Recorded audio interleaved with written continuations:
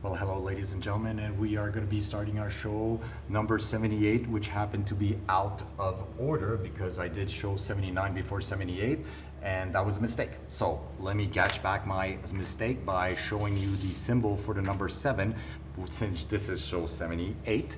So this is our symbol for 7. 1, 2, 3, 4, 5, 6, 7.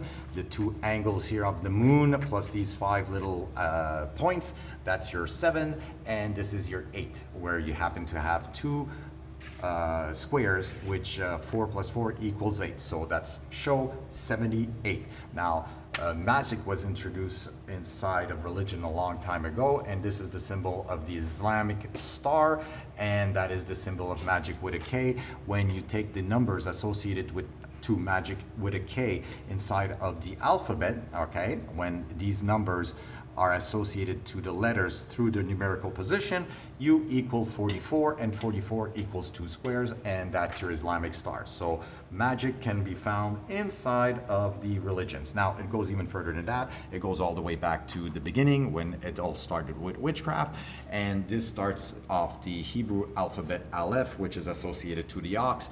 It gets worse because your ox is your phony fodder. The fodder that you all believed in happens to be this guy, Baal. But let me sort of like explain it through the magic of words. The Aleph, which is your first Hebrew letter, and the Bet, the second Hebrew letter, it happens to say Aleph Bet. Okay, Bet is associated to the number 2, and you can see it through the horns of the ox here, as we saw it through the moon here, the two angles. So 1, 2, and Aleph happens to be associated to the ox, which is the first letter of the alphabet. So your fodder, which happens to be the Aleph Bet, which is also the alphabet, is also written like this. The word fodder in Hebrew is written Aleph Bet. So the whole alphabet, okay, is your father. All right, that's why you're all under a spell. You understand why? Because it's the father, and it happens to be the Aleph Bet. All right, so that's the witchcraft behind the whole nonsense that everybody believes in. And through the modernization of the Hebrew language, we can still find the ox hidden in front of the alphabet. Okay, so that's not an accident. So once we get to there, we are going to look at our God himself, which is associated to the letter Zayan. All right, our letter, our seventh letter of the alphabet happens to be a G. Now, Zayan, the seventh letter of the alphabet, okay, happens to be a weapon. All right, and I said it before that this guy is a weapon and it's being used against humanity, but you probably can't see it right now, but you have to go through the word magic. Now we're going to go through the word magic. Now Zayan, when it is written in cursive, now that's important. The word cursive means something has to do with cursing. When you sign a contract, you sign in cursive, and there's a reason why you sign in cursive near an X. An X is a covenant. That's why Jesus was like hung on a cross. It was a covenant, okay? And it has nothing to do with if it happened or it didn't happen. It happens to do that. That's at the last letter of the alphabet. That's when he died, okay? He also says he is the Word. His father is the alphabet. So he dies on the cross, and there's a certain witchcraft logic behind that. So why am I showing you the word cursive of Zayan G, which happens to be a weapon? It's because you probably can't see it now, but here's your block letter of the word Zayan in Hebrew, and this is the script letter, which is also the cursive.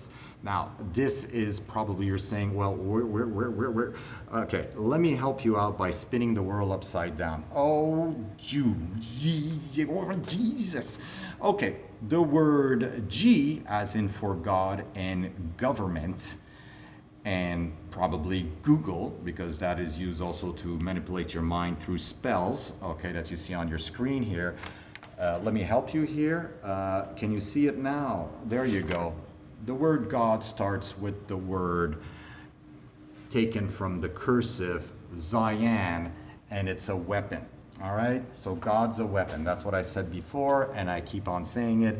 You're all been deceived by the Aleph Bet. All right, and the definitions and the understanding and all these spells that you're under comes from witchcraft. Okay, so let's go into what's going on with the god Saturn. But before, I wanted to share what happened on the 1st of January. The 1st of January, there were two attacks. One in New Orleans would happen at 3:15, and another one happened in front of the Trump Tower at 8:39.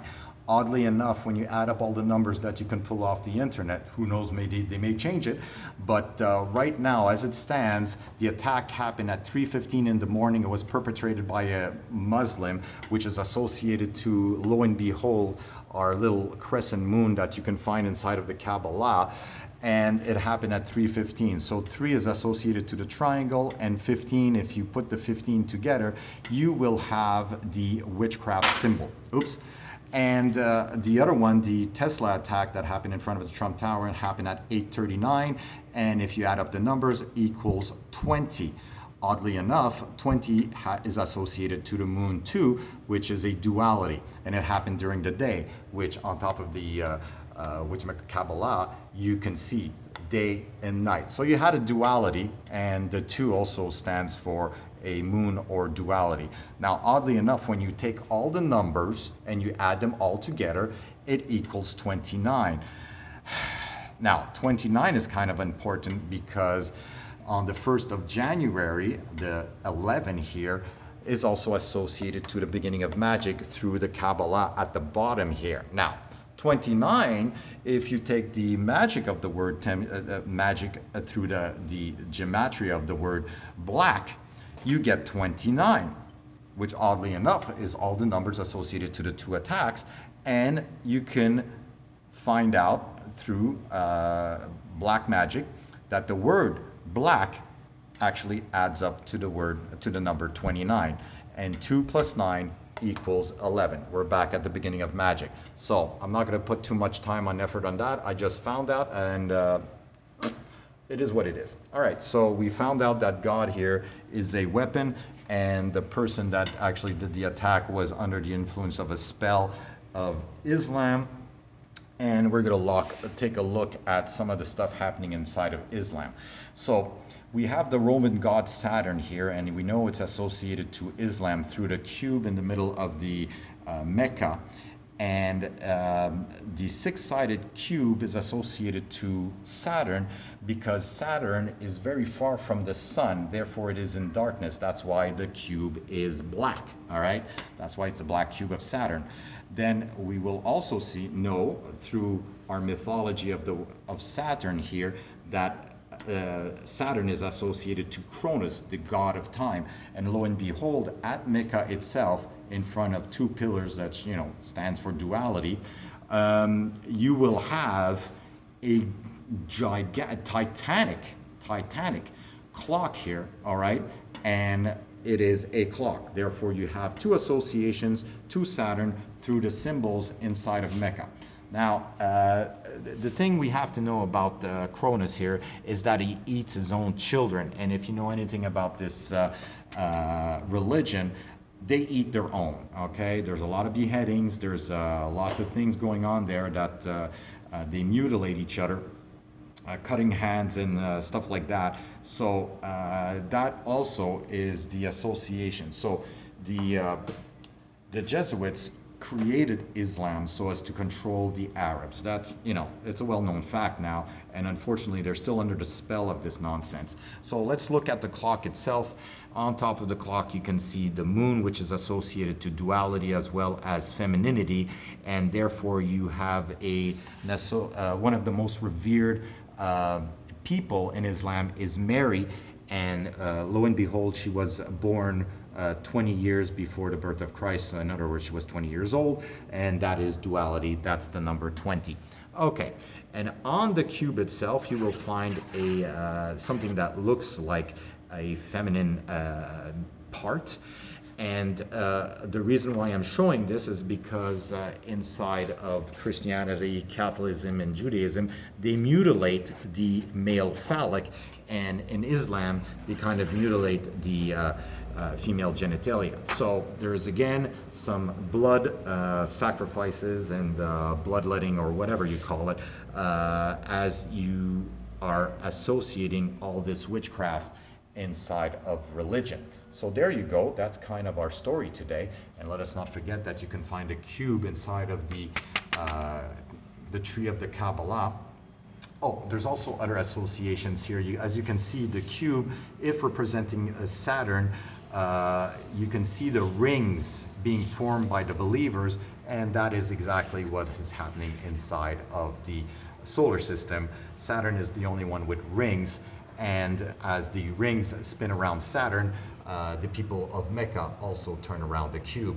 So that is what is going on in the world today. It's old magic, and it's reinvented over and over for people to believe into something, when probably the best thing to do is to not believe anything that comes out of the Aleph-Bet, the alphabet, since you don't know, most people don't know what the alphabet is all about.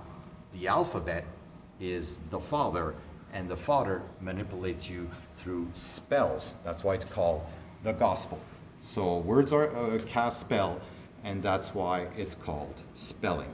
And that's really true. Have a great day.